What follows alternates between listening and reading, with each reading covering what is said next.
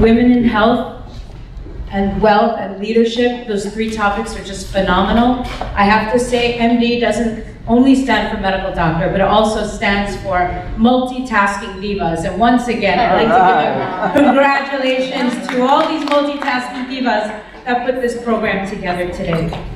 Our next captivating speaker is a diplomat belonging to the Indian Foreign Service. Dr. Devyani Khobragade is currently Deputy Consul General in the Consulate General of India in New York. Prior to her position, she worked as Director for Consular, Passport and Visa, and Deputy Director of Finance in the Ministry of External Affairs in New Delhi, India. Devyani essentially is a political officer and has worked in the political division of Indian missions in Pakistan, Italy, and Germany. Although interested in politics, Devyani pursued medicine before joining the Indian Foreign Service and is proficient in Hindi, English, German, and her mother tongue Marathi. Devyani belongs to Mumbai, India. She works for the Foreign Service and provides her opportunity to broaden her horizons while being engaged with her own country and people. Her hobbies include reading, yoga, music, and dance. She's a proud mother of two, and her promise is to continue to contribute towards children and gender equality in her country and remains engaged with these issues. She's only 6 months new to our country here, so with a warm welcome, I'd like to welcome her. In addition, we asked an inspirational quote that inspired her, and she's told us today, when you educate a man, you educate a man. When you educate a woman, you educate a society. Right. So, with that, please welcome Dr. Khobragade.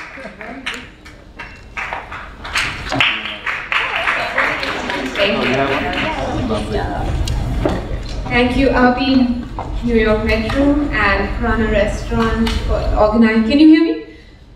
For organizing this wonderful symposium, and for all of you who've gotten up so early on a Sunday morning and showed up here. A big cheer to all of you. It's wonderful to be in New York, in your lovely city and your beautiful country, and proud to be here, and it's my privilege, in fact, to address all you Indian American physicians, especially women, since I feel like I belong to all of you, as I am a doctor myself. Having trained as an MD in India, I decided to join the Foreign Service, which I did in 1999, and I've been a career diplomat for 13 years now, I think. But medicine defined me, it made me what I am, and taught me the importance of hard work. It showed me how fragile life is, and how we have to look at human suffering while we treat it and while it makes what we are. And I would therefore like to start with a little article that I read yesterday or day before, I don't remember when, and it's in New York Times. It's called Beautiful Pathologies, and perhaps you could show that on the, how do I say that? Oh, it's there. Okay, so this is my story. Essentially, this is how I felt when I was studying medicine and when I left medicine. And this is about, I mean, you wouldn't perhaps be able to read the entire article, but it talks about doctors and medical students who got excited about they were into organ transplants, and they got excited about getting a kidney, and they're like, oh yes, we have a kidney now, and without realizing that they were talking about a person who had just died, and a person who couldn't survive after having, perhaps struggled through some disease. And that is what happened to me. When I was studying medicine, we talked about, oh, we have a great CA stomach case in the wards today, and let's go and look at that thyroid case. And I was like, we are not thinking about human suffering that's behind all of this. We are just dehumanizing these people who are in our wards and thinking about them as great cases. And this is not how I want to make an impact. This is not how I want to make a difference in the world. And yes, it's great. Medicine has taught me a lot, but I want to make a broader impact. And I do not want to think, I want to remember the human suffering, and I want to be connected to people, and I want to make a difference. But medicine is not the way I want to do it. And this is not to denigrate our profession or your profession. This is just to keep that perspective that sometimes we forget that human suffering is what we are dealing with, and humans are what we are dealing with. We are not dealing with kidneys, we are not dealing with CS stomachs. And going from there, I must say that I value what medicine taught me. I've said that before and I'll say that again. It taught me how fragile human life is, how we have to, we have to keep a perspective of giving back to the society, and therefore I decided to choose another career which kept me in public life, which keeps me contributing, and here I am, amongst physicians again. And one of the jobs that I do as a Deputy Consul General here is to bring back all your expertise, all the diversities that I see in this room, that I see in New York, back to India. You all, when you go back to India and connect to your motherland, as we sung Vande Mataram, you can do so much for our country. And you have been doing that, and that's what I encourage. That's what I have been doing in the 6 months that I've been here. I took back many doctors to different small parts of India, not just to the big cities where it's easy to get expertise, medical expertise, but to small towns, to small hospitals where you can go and interact with perhaps doctors or researchers, or just organize camps for plastic surgery and specializations that you do not find very easily. There is so much of leadership, and each one of you over here, each woman here is a leader, because we are born leaders. We have to lead our children at home. We begin with that, and why not extend it to the outside, to the society? Even by teaching one child, educating one child. I always say, you educate a family, and that family then educates the society. We become an educated society. And I have seen that we have, the impact of the XX economy in India is not so evident right now. But as women come more in the private, from private lives and contribute more in the society, it's going to be huge.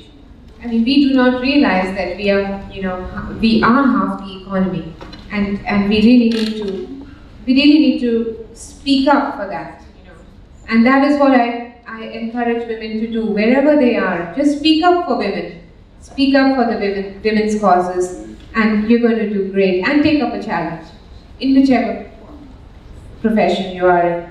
When I joined the Foreign Service and I chose Pakistan as my posting, people were like, why did you choose Pakistan? How are you going to be there as a woman? Won't it be challenging? And won't it be terrible? You'll probably have to cover your face, you won't be able to work. And I was like, no, I am going to show that a woman diplomat can do as well as a male diplomat in Pakistan. And it worked to my advantage, because it was very difficult for an Indian to make to do outreach, to go to the politicians and the government people in Pakistan and put across India's viewpoint. And as a woman, they couldn't refuse me. They'd refuse me once, I would go again, they'd say no, and then again, and then they were like, okay, we have to be polite, especially with the Islamists, with the Islamic party, the mullahs. They couldn't say no to a woman. Of course, when I would go to them, they'd say, "Aap akeli aayi hai? You have come alone?" And I was like, "Yes, I've come alone." So, having said that, I even offered to go to Afghanistan after that, to serve my country, to represent my country there. And I was told again, no, Taliban is there, coming back into Afghanistan. You won't be able to be effective with them because they will not entertain you, they will not give you access. And I just got up and wrote to the Foreign Secretary. I said, this is not fair. And they also said, of course, security, we won't be able to provide you enough security. You will bring more security risks to the embassy. And I wrote to the Foreign Secretary. I wrote to him saying, if a woman diplomat wants to work, wants to serve her country in Afghanistan, it's your duty to provide more security, rather than to tell me that there will be a security risk for you. And you have to show, I mean, you have to give me an equal opportunity to show that I, as a woman diplomat, can do as well with the Taliban as a man would do. And so, for a minute, everybody was shaken, and it's like, you know, she is going out of the way and she's breaking all rules. And I was going to be transferred from my very nice, you know, position as the director of finance in the ministry, controlling the money of the ministry, to another sort of not so visible department. But the Foreign Secretary instead came up and offered me ambassadorship to South Sudan. And I would have been the youngest ambassador of India, the first ambassador of India to South Sudan. Oh. And I said, yes, I will go, it's an honor. But then I also have young children, and I decided, no, they need, and they were here. My husband is Indian American, and they were here in New York, and so I decided to come to New York and take a step back from a, you know, prominent ambassadorship position, and here I took a number 2 position. And that's another thing I want to tell my female, you know, physicians. Maybe we take time off, but we have to keep a broader picture all the time in our minds. I have taken a number 2 position, but that doesn't stop me. When my children grow up, in another few years, nothing will stop me. And I'm sure that that's how all of you will think, and that's what all of you will do. Going back now to India, I implore all of you to go back to India and do some, you know, you have so many skills, you don't realize how much you can do in India. Just go and educate one woman and you'll see what a difference you make. Or just go do one camp somewhere. You have so many skills and you can give so much. And I will be very happy to continue this association with all of you. We have been, Ami and I have been eating sandwiches in Central Park and discussing how much we can do about in bringing these skills back to India. And we look at you all as ambassadors of India, not just me. Each one of you is a leader, each one of you is an ambassador of India, and they contribute a lot. Thank you so much for having me here today. It was wonderful to see all of you so early in the morning. And please do come to the consulate. It's your home, it's your India. Jai Hind, and God bless you.